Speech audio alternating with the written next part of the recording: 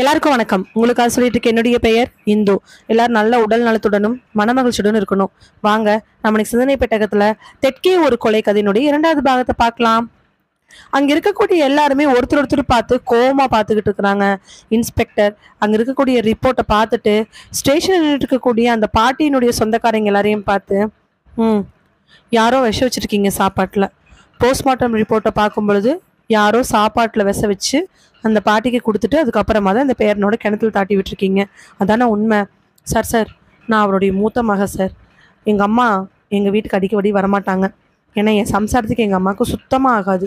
அப்படியே வந்தாலும் என் பசங்களையும் பிள்ளையும் பார்த்துட்டு எங்கள் அம்மா போயிடும், சாப்பிடவே சாப்பிடாது. இதான் இங்கே நிற்கிறானே என் தம்பி, அந்த குட்டி பையனோட அப்பக்காரன். இதை என் பொண்டாட்டி சொந்த தாய்மாமன் புள்ள. அதனால அவங்க வீட்டில் தான் இது அதிகமாக இருக்குது. நீங்கள் கூட பாருங்க, நேத்திக்கு அங்கே வீட்டில் தான் சாப்பிட்டுட்டு நைட்டுக்கு அங்கேயே இருக்கலான்ட்டு வந்துச்சு. சரி, அங்கேயே இருக்கலான்னு வந்துச்சு, இங்கே வந்துச்சுன்னு சொல்கிறீங்களே, உங்கள் அம்மா நிரந்தரமாக எங்கேயுமே இருக்க மாட்டாங்களா? அம்மா கூட இருக்கு சார், தனியாக இருக்குது.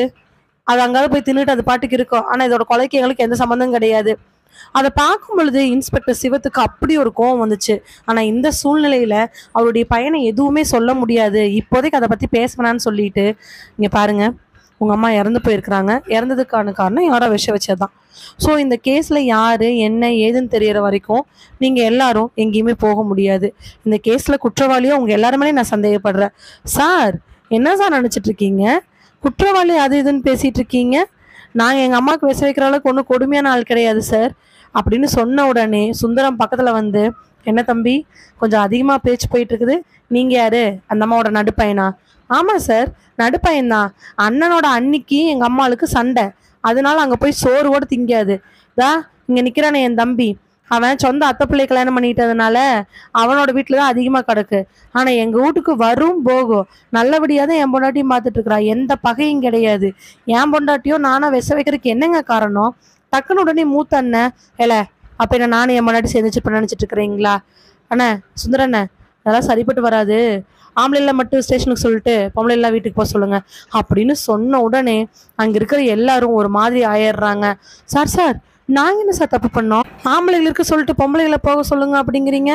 நாங்களாம் எந்த தப்பும் பண்ணல சார், நாங்களாம் எதுவுமே பண்ணல சார் அப்படின்னு எல்லாரும் ஒருத்தராக பார்க்க, அப்புறம் என்ன இந்த கொலையில் என்ன காரணம் அப்படின்னு தெரியற வரைக்கும் யாரும் ஊரை விட்டு போகக்கூடாது. இப்போ வரைக்கும் சந்தேகத்தோட பேரில் யாரையும் அரெஸ்ட் பண்ணாமல் இருக்கங்காட்டி தான் நீங்களாம் இப்போ வீட்டுக்கு போகிறீங்க. ஒருவேளை ஊரை விட்டு போனீங்க, நீங்கள் தான் அதுக்கான காரணம்னு எங்கிருந்தாவது தேடி கண்டுபிடிச்சி உடனே தண்டனை வாங்கி கொடுத்துருவேன். சார் நாங்கள் ஊர் வீட்டில் எங்கேயும் போக மாட்டோம். கிளவியோட சாவுக்கு பின்னாடி என்ன இருக்குன்னு சொல்லிட்டு கண்டுபிடிங்க, எங்களுக்கு எந்த பிரச்சனையும் இல்லை. அப்படியா? எல்லோரும் கொஞ்சம் போய் டேபிளில் உட்காருங்க.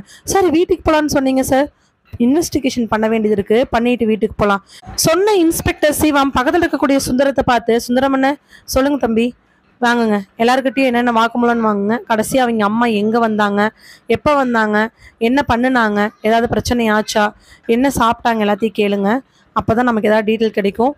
கொஞ்சம் மாற்றி சொன்னாங்கன்னா கூட நீங்கள் என்னன்னு சொல்லுங்கள், நாம் பார்த்துக்கலாம் அப்படின்னு சொல்லவே தனித்தனியாக ஒவ்வொருத்தராக சுந்தரமண்ணை இன்வெஸ்டிகேட் பண்ண ஆரம்பிக்கிறாங்க. பாட்டி எப்போ வந்தாங்க, என்ன சாப்பிட்டாங்க, ஏது பண்ணினாங்கன்னு சொல்லிட்டு தனித்தனியாக இன்வெஸ்டிகேட் பண்ண ஆரம்பிக்கிற சுந்தரம் கரெக்டாக வெளியில் இன்ஸ்பெக்டர் சிவம் அந்த குட்டி பையனை மட்டும் கூப்பிடுறாரு. குட்டி பையன் கையில் ஒரு பிஸ்கட் பாக்கெட்டை கொடுத்து, சாப்பிடு. சரி சார். என்ன பண்ணுற? ஸ்கூல் படிக்கிற சார். எத்தனாவது? 8வது படிக்கிற சார். சரி. பாட்டி நீ தான் குளிக்க போனீங்களா என்ன? ஆமாம் சார், பாட்டி நானும் தான் குளிக்க போனோம். பாட்டி குளிக்க போகிறதுக்கு முன்னாடி ஏதாவது சாப்பிட்டாங்களா என்ன? இல்லை சார், எதுவுமே சாப்பிடல. அம்மா கூட சோறும் புளிக்குழம்பு வச்சுருக்கேன், சாப்பிட்டு போங்கன்னு சொல்லிச்சு. ஆனால் நான் தான் நீச்சல் கற்றுக்கணும், நீச்சல் அடிச்சே ஆகணும், வாங்க வந்து சாப்பிட்டுக்கலான்னு கூட்டிகிட்டு வந்தேன் சார். அப்போது பாட்டி காலையில் எங்கேருந்து வந்தாங்க? பாட்டி காலையில் அதோட வீட்டிலேருந்து தான் வந்துச்சு. அப்படியா? அப்போ பாட்டி காலையில் அங்கேயே சாப்பிட்டு வந்துட்டாங்க, ஆனால் இங்கே வந்து சாப்பிட மாட்டேன்னு சொல்லிட்டாங்க, அப்படி தானே? இல்லை சார், பாட்டி காலையிலேயே சாப்பிட்ருக்காது. பாட்டி தனியாகவே சோறாக்காது, எங்காவது ஒரு பக்கம் தான் சாப்பிட்டுக்கோம். அப்போது பாட்டி அன்னைக்கு காலையில் சாப்பிடுன்னு உனக்கு நல்லாவே தெரியும். ஆமாம், பாட்டி காலைல சாப்பிடல. அது மட்டும் இல்லை, பாட்டி காலைல சாப்பிடாததுக்கு காரணம் இருக்குது. என்ன காரணம்? பாட்டி காலைல சாப்பிடல, மதியம் நான் என் கூட கிணத்துக்கு வந்துட்டு சாப்பிட்றேன்னு சொல்லுச்சு. நான் கிணத்துக்கு போகிறவரில் பாட்டி கண்ணை தொடச்சிட்டு வந்துச்சு. ஏன் பாட்டி கண்ணை தொடச்சிக்கிட்டே இருக்கிற அப்படின்னு நான் கேட்டேன். அதுக்கு பாட்டி ஒன்றும் இல்லைப்பா அப்படின்ச்சு. சொல்லு பாட்டி அப்படின்னு கேட்டதுக்கு, நைட்டு பெரிய பெரியப்பா வீட்டுக்கு போயிருக்க மாட்டிருக்குது. பெரியம்மாவுக்கும் பாட்டிக்கும் ஏதோ பேச்சுவார்த்தை ஆயிடுச்சாட்டிருக்கு. பெரியப்பா பாட்டி அடிக்க வந்துட்டாராம். அதனால பாட்டி ரொம்ப அழுதுகிட்டே இருந்துச்சு. அப்புறம் கிணத்துல விளையாட போகும்போது தான் பாட்டி ஓரளவுக்கு நல்லா இருந்துச்சு. ஜாலியாக விளையாண்டோம். சரி சரி சரி, நீ போ, நான் பார்த்துக்கிறேன் அப்படின்னு சொல்லிட்டு இன்ஸ்பெக்டர் சிவம் அங்கே இருக்கக்கூடிய அந்த பெரிய பையனையும் பெரிய மருமகளையும் பார்க்குறாங்க. பெரிய மருமக மூஞ்சில் அப்படி எந்த விதமான வருத்தமும் இல்லை. ஆனால் ஏதோ ஒரு பயம் இருந்துச்சு. அவங்களுடைய செயல்கள் எல்லாமே இன்ஸ்பெக்டர் சிவத்துக்கு மனசுக்குள்ள ஏதோ ஒரு சந்தேகத்தை ஏற்படுத்திக்கிட்டே இருந்துச்சு. அதே அன்னைக்கு சாயங்காலமாக இன்ஸ்பெக்டர் சிவம் எந்திரிச்சு கிளம்பிட்டு தன்னோட ஷர்ட்டில் அட்ஜஸ்ட் பண்ணிட்டு தொப்பியெல்லாம் எடுத்து கரெக்டாக சுந்தரத்தை கூப்பிடுறாரு. சுந்தரமண்ண, சொல்லுங்க தம்பி, என்னாச்சு? எஸ்ஐ போஸ்டிங் ஏதாவது போட்டாங்களா இல்லையா? சொல்லிட்டு இருக்கேன் தம்பி, 6 மாதம் ஆச்சு. விஷ்ணு டிரான்ஸ்ஃபர் வாங்கிட்டு போனதுலேருந்து யாருமே போடல. எப்படி தான் தனியாக சமாளிக்கிறதோ? ஏதோ உங்களை மாதிரி ஆள் இருக்குங்காட்டி பரவாயில்ல. நான் எங்கேயாவது எமர்ஜென்சியாக வெளியில் போனால் வேற கேஸை யார் பார்க்கறது? தம்பி, நீங்கள் வேணா எஸ்பி கிட்ட ஒரு வார்த்தை பேசிக்கலாண்ணே. போகலாமாண்ணே? போகலாம் தம்பி. ஆனால் என்னண்ணா? ஆனால் நமக்கே ஏற்கனவே எத்தனையோ கேஸ் பெண்டிங் இருக்குது. அப்படி இருக்கும் பொழுது சம்மந்தமே இல்லாமல் நாம் ஒரு கேஸை எடுத்து அதை பார்த்து அதெல்லாம் தேவைதானான்னு தோணுது. அண்ணன், நீங்களே எப்படி பேசுகிறீங்க? ஆமாம் தம்பி, ஏதாவது கேஸுக்குள்ளே உள்ளே போனோம்னா அதில் சிக்கிக்குமோன்னு பயமாக இருக்குது. அண்ணே, இதை பண்ணியே ஆகணுங்கிற கட்டாயத்தில் நாம் இருக்கோம். அப்படி என்ன தம்பி கட்டாயம்? சூசைட் பண்ணிக்கிட்ட பையனோட டெட் பாடியை எடுத்து போஸ்ட்மார்ட்டம் பண்ணி குற்றவாளியை கண்டுபிடிக்கிற அளவுக்கு இங்கே தேவை எதுவுமே இல்லை. நமக்கு ஏற்கனவே நிறையா பெண்டிங் கேஸ் இருக்குது. அதெல்லாம் இல்லைண்ணே. ஒரு போலீஸ்காரன்னா யார்? முன்னாடி நம்ம என்ன ஃப்ளட்ஜ் கொடுக்குறோம்? எங்கே என்ன குத்தம் நமக்கு தெரிஞ்சாலும் தெரியலினாலும் அந்த குற்றத்துக்கு பின்னாடி இருக்கக்கூடிய உண்மையான குற்றவாளியை சமூகத்துக்கு முன்னாடி நிற்க வைக்கிறது தானே. கொஞ்சம் யோசிங்கண்ணே. சூசைட் பண்ண மாதிரி செட்டப் பண்ணிட்டோன்னா எல்லாருமே தப்பிச்சிடலாம். அப்போ நம்ம கொலை பண்ணது யாருக்குமே தெரியாதுன்னு மனசுக்குள்ள மக்களுக்கு நம்பிக்கை ஊட்டிட்டோம்னா 99 பேர் பயத்துலேயுமே தப்பு பண்ணுற 1% நாமளே வாய்ப்பு கொடுத்த மாதிரி ஆயிடாது? ஒருவேளை இந்த பையன் நிஜமாலுமே சூசைட் பண்ணி இறந்துருந்தானா நமக்கு எந்த கவலையும் கிடையாது. ஆனால் இந்த பையன் ஒருவேளை சூசைட் பண்ணி இறக்காமல் போயிருந்தானா அந்த குற்றவாளிக்கு தைரியம் வராது. ஓ, இதே மாதிரி நம்ம செட்டப் பண்ணோம், இந்த ஊர்க்காரங்க இதை கண்டுக்க மாட்டாங்க, யாருமே இதை கண்டுக்கல, போலீஸும் கண்டுக்கல, நாம் இதே மாதிரி கொலைகளை பண்ணலான்னு இன்னும் எத்தனை உயிர் போகும்? இந்த ஊரில் என்ன சொன்னாலும் பரவாயில்ல, இந்த பையனோடது உண்மையாலுமே தற்கொலை தான் தெரிஞ்சிச்சுன்னா இந்த கேஸ் அதோட க்ளோஸ்டு. இல்லைண்ணா, குற்றவாளியை கண்டுபிடிக்காம விட மாட்டேன். அண்ணன், நேர்மையான நாமெல்லாம் பின்னாடி போயிட்டோன்னா அநீதி பண்ணுறவங்களாம் முன்னாடி வந்துடுவாங்கண்ணே. சரி தம்பி, நீங்கள் சொன்னால் எல்லாம் சரியாக தான் இருக்கும். இருக்கிற 1008 வேலையில் இந்த வேலையுமான்னு யோசித்தேன். ஏற்கனவே அந்த கொல்லப்புறத்தில் ஒரு டெட் பாடி ஒன்று 2-3 மாதத்துக்கு முன்னாடி அழுகி போய் அதோட போஸ்ட்மார்ட்டம் ரிப்போர்ட்டில் கூட அண்ணன் அந்த கேஸ் வேறு இந்த கேஸ் வேறு. அந்த கேஸில் இன்னும் எதுவும் எடுக்காமல் இருக்கிறது நமக்கே ஒரு மாதிரி தான் இருக்குது. நீங்கள் சொன்ன மாதிரி தான், பார்த்துக்கலாண்ணே. முதல்ல போய் இந்த பையனை பார்ப்போம் வாங்க, நான் ஜீப்புக்கு போகிறேன் சொல்லிட்டு இறந்து போன கோவிந்தோட டெட் பாடியை எடுத்து போஸ்ட்மார்ட்டம் பண்ணுறதுக்கான எல்லா ப்ரொசீஜரும் முடிச்சுட்டு அந்த கோவிந்தோட டெட் பாடியை எடுக்கிறதுக்கு எல்லாரையும் வர சொல்லிட்டு இன்ஸ்பெக்டர் சிவமும் சுந்தரமும் இங்கேருந்து கிளம்புறாங்க. ஸ்டேஷன்லேருந்து சுந்தரம் கிளம்பும் பொழுது அங்கே உட்காந்துட்டு இருக்கக்கூடிய குமாரும் கேசவனும், சார் சார் சார் வந்து 2 நாள் ஆச்சு சார், தயவு செஞ்சு எங்களை விடுங்க சார், இல்லைன்னா ஐஸ் பெட்டியாவது வீட்டுக்கு தாண்டி விடுங்க சார், உள்ளே இருக்கிற ஐஸ்லாம் உருகி போயிடும் சார். உடனே சுந்தரம், டேய் லத்தி எடுத்து முட்டி பிரித்து எறிஞ்சிடுவேன், போகிற வர பிள்ளைகளெல்லாம் கிண்டல் பண்ணிட்டு ஈவ்டீசிங் கேஸில் மாட்டிக்கிட்டு இப்போல்லாம் என்ன தெரியுமா, போஸ்கோ, நீ இப்போ பண்ணதுக்கு ஒரே நிமிஷத்தில் போஸ்கோவில் போட்டுடலாம். சார் என்ன சார் பொசுக்குன்னு போஸ்கோன்ட்டு போகிறீங்க? போஸ்கோன்னா என்ன சார், பெருமளவில் வன்கொடுமை பண்ணாதானே? ஓஹோ, நீங்கள் அப்படி நினைக்கிறீங்களாக்கும்?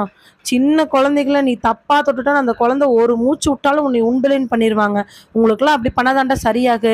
தண்டனைகள் கடுமையானா மட்டும்தாண்டா தவறுகள் குறையன்னு என்னைக்கு எவன் தெரிஞ்சுக்கிறானோ அன்னைக்கு தானே நீங்களே திருந்துவீங்க. உங்களெல்லாம் நிற்க வச்சு விரல வெட்டி இருக்கணும்டா, நான் வாயில் இருக்க நாக்கு இழுத்து வச்சு எடுத்துருக்கணும். பொட்டை பிள்ளைகளை பெற்றவங்க எல்லாம் எப்படி கஷ்டப்பட்டுட்டு இருக்காங்க, வந்து நின்றுக்கிட்டு ஈவ்டீசிங் பண்ணிக்கிட்டு.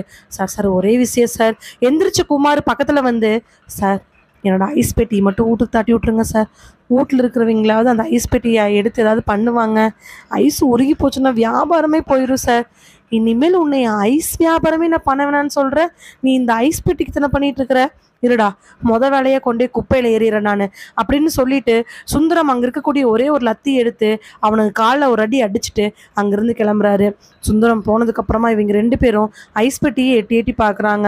யோ, ஒழுங்கா பொழப்பு நடத்திட்டு இருந்தேன், உனக்கு எதுக்கே தேவையில்லாத வேலை, இப்ப கொண்டாந்து இப்படி உட்கார வச்சிருக்க. ஐயோ, என்ன நடக்க போதோ, இதோட 2 நாள் ஆச்சு, வீட்ல இருந்து ஒருத்தரும் வந்து பார்க்கல, ஏற்கனவே வேற வீட்ல ஏதாவது தப்பு பண்ணா வந்து காப்பாற்ற மாட்டேன்னு வேற சொல்லியிருந்திருக்கிறாங்க. சொல்லிட்டு குமார் அவர் பாட்டுக்கு உட்காந்துருக்கிறாரு. டெட் பாடியை எடுத்துட்டு இருக்கக்கூடிய இடத்துக்கு பக்கத்துல போற இன்ஸ்பெக்டர் சிவம் அங்க இருக்கிறவங்களை பார்த்து, முடிஞ்சிருமா சீக்கிரம்? அவ்வளவுதான் சார், எடுத்துடலாம். 2 நாள் ஆயிடுச்சுங்கிறதுனால எப்படியோ ஓரளவுக்கு மண் அரிச்சிருந்துருக்கும். நல்ல வேலைக்கு சார், புதைச்சிருக்காங்க. எரிச்சிருந்தாங்கன்னா ஒண்ணுமே பண்ணியிருந்திருக்க முடியாது. புதைச்சங்காட்டி தான் எடுத்து பார்க்கலாங்கிற ஐடியா வந்துச்சு. எரிச்சிருந்தா எலும்புகளையோ ஏதாவது பண்ணி தான் கேஸ் என்னன்னு கண்டுபிடிச்சிருந்துருக்க முடியும். பக்கத்துலயே ஃபாரன்சிக் ஆஃபீஸர் நின்றுட்டு இருக்கிறாங்க. கூடவே ஜிஹெச்லேருந்து வந்திருக்கிறாங்க. ஃபாரன்சிக் ஆஃபீஸர் பக்கத்துல வந்து, சார், நாங்கள் இங்கே எந்த க்ளூவும் கண்டுபிடிக்கிற மாதிரி இல்லை. நாங்கள் டைரெக்டாகவே டெட் பாடியை ரிப்போர்ட் பண்ணி அங்கேயே பார்த்துருந்துருப்போம். இங்கே எங்களோட ப்ரொசீஜர் எதுவுமே இல்லை. தெரியும், இங்கே உங்கள் ப்ரொசீஜர் எதுவுமே இல்லைன்னு தெரியும். பட் எதுக்கும் இந்த கிணத்து பக்கத்தில் ஏதாவது பார்த்தீங்கன்னா கொஞ்சம் வரும். பாடியை பார்த்த உடனே இதுக்கு என்ன ரீசனாக இருக்குன்னு உங்களால் கண்டுபிடிக்க முடியுங்கிறக்காக தான் இங்கே வர வச்சேன். போஸ்ட்மார்ட்டத்துக்கு போய் அது வர வரைக்கும் எப்படி ஒரு 2 to 3 days ஆயிரும். இது இம்பார்ட்டண்ட்டான கேஸ் இல்லை அப்படிங்கிறனால டாக்டர் ருத்ரா எப்படி ஒன்று 2 to 3 days கிளம்ஸ் தான் எனக்கு தருவன் இருக்காரு. அதை விட இம்பார்ட்டண்ட்டான கேஸ்லாம் இருக்குன்னு சொல்லிட்டாரு. ஸோ பார்த்த உடனே உங்களுக்கு ஏதாவது க்ளூ கிடைக்குமா அப்படிங்கிறக்காக தான் வர வச்சேன். சும்மா டெட் பாடி பாருங்க, பார்த்துட்டு ஏதாவது சொல்ல முடிஞ்சா சொல்லுங்க அப்படின்னு சொல்லிட்டு அங்கே இருக்கிறவங்களை நிற்க வச்சுட்டு அவர் போக, அங்கேருந்து ஒரு 20 steps தள்ளி மீனாட்சி நின்றுட்டு இருக்கிறாங்க. சேலையை வாயில் வச்சு கண்ணில் கண்ணீரோடு நின்றுட்டு இருக்கிற மீனாட்சி பக்கத்தில் போய், சார், ஏன் சார் இதெல்லாம் பண்ணுறீங்க? ஊர் பெரியவங்க என்னை ஊரில் இருக்கவே விட மாட்டாங்க சார். என்னம்மா, உங்கள் பையனுக்கு நல்லது நடக்கணும், உங்கள் பையனோட இறப்பில் ஏதாவது நாங்கள் கண்டுபிடிக்கணும்னு சொல்லிட்டு இத்தனை பாடுபட்டுட்டு இருக்கேன். நீங்கள் என்னடா ஊருக்கு பயந்துட்டு இருக்கிறீங்க? அப்படி இல்லை சார், வயசு பையன் செத்து போயிட்டான். ஈம சடங்குக்கு வீட்டுக்கே கொண்டு வரேன்னு சொன்னாங்க. நான் தான் குடிசை வீடாக இருந்தாலும் அவங்க அப்பம் கட்டின வீடு, குடிகாரனாக இருந்தாலும் ஏதோ கொஞ்சம் காசை வச்சுட்டு போனால் அதில் பையனுக்கு பண்ணலான்னு சொல்லிட்டு வீட்டுக்கு கொண்டாந்து 1 மணி நேரம் கூட இருக்க விடல. சனம் எதுவுமே அழுகலை. செத்து போன பையன் தூக்கு போட்டு இறந்துருந்தாலோ கிணத்துல விழுந்தாலோ வெசலை குடித்தாலோ அது அகால மரணம்னு சொல்லுவாங்க. அகால மரணம் அடைஞ்ச பையனை வீட்டுக்கு கூட்டு வரையே, அது எங்கள் வீட்டு வழியாக கொண்டு வரையே, நாளைக்கு பிள்ளை வசங்களை காத்துக்கரு பண்ணால் என்ன பண்ணுறதுன்னு அத்தனை சண்டை கட்டினாங்க. அதனால தான் பையனை கொஞ்ச நேரம் கூட வீட்டில் வச்சுருக்க முடியாமல் நான் எடுத்துகிட்டு வந்து ஊருக்கு வெளியில் புதைச்சேன். எங்களுக்கு எந்த சப்போர்ட்டுமே இல்லை அப்படிங்கிறதுனால ஊருக்கு வெளியில் புதைக்கிற கூட பெரியவங்க விடல. இங்கே பாருங்கள், இந்த சுடுகாடு வரைக்கும் வந்து பர்மிஷனை வாங்கி புதைக்கிறக்கே எனக்கு 1 நாள் ஆயிடுச்சு. இப்போ இப்படியெல்லாம் ஆனால் ஊரில் இருக்கிறவங்க ஏற்றுக்க மாட்டாங்க. உங்கள் முன்னாடி மண்டையாட்டுறவங்க பின்னாடி ஏதாவது சொல்லுவாங்க.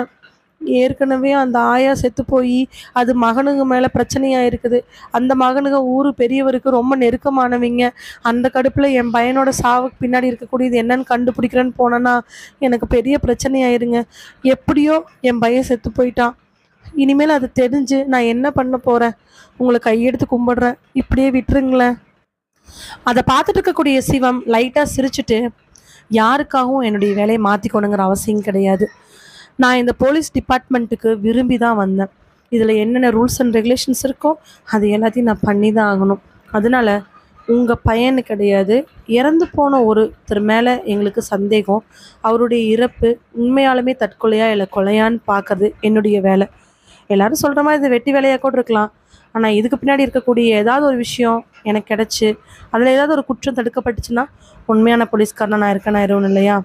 அதனால் என்னுடைய கடமை நான் செய்கிறேன், அதை யாரும் தடுக்க முடியாது சொல்லிட்டு சிவம் அவர் பாட்டுக்கு திரும்பிக்க 15 நிமிஷம் 20 நிமிஷம்னு ஆகி கரெக்டாக 1.25 மணி நேரத்துக்கு அப்புறமா ஃபாரன்சிக் ஆஃபீஸர் வேகமாக வராரு. அங்கே கொண்டுட்டு இருக்கக்கூடிய மீனாட்சி அம்மா வேகமாக எந்திரிச்சு பக்கத்தில் வர, மீனாட்சி அம்மாவை நீங்களே ஒன்றும் வர வேண்டாம், அங்கேயே உட்காருங்க அப்படின்னு சுந்தரம் சொன்னதுக்கப்புறமா ஃபாரன்சிக் ஆஃபீஸரு பக்கத்தில் வந்து நிற்கிறாரு. Sir, you are right. என்ன சொல்கிறீங்க? This is not suicide sir. Dead body பார்க்கும்போது நல்லா பக்காவாக தெரியுது. இது வெறும் தண்ணியில் விழுந்து உப்பு ஏறி உப்பி போய் இறந்த டெட் பாடி கிடையவே கிடையாது. மீன்ஸ் உடம்புல இருக்கக்கூடிய ஒரு சில விஷயங்களை பார்க்கும் பொழுது யாரோ திட்டமிடப்பட்டு அவங்க உடம்புல ஏதோ ஒரு விஷயத்தை பண்ணி இறந்துருக்காங்க. அப்புறம் கழுத்தில் கையில் எல்லா பக்கத்துலேயும் அடி இருக்குது. அந்த அடியெல்லாம் பார்த்தா கிணத்துல விழுந்ததுனால ஏற்பட்ட அடி மாதிரி தெரில, யாரோ வாண்டடாக அடித்த மாதிரி தெரியுது. ஸோ இன்ஸ்பெக்டர் சிவம் சொன்ன மாதிரி இந்த கேஸ் சாதாரண தற்கொலை கிடையாது, இது பக்காவான மர்டர். அந்த பையனை யாரோ அடித்து, அது மட்டும் இல்லை, மேபி அந்த பையனுக்கு ஏதாவது ஒரு விஷயத்தை கொடுத்து அவனை கொல்ல பார்த்துருக்காங்க.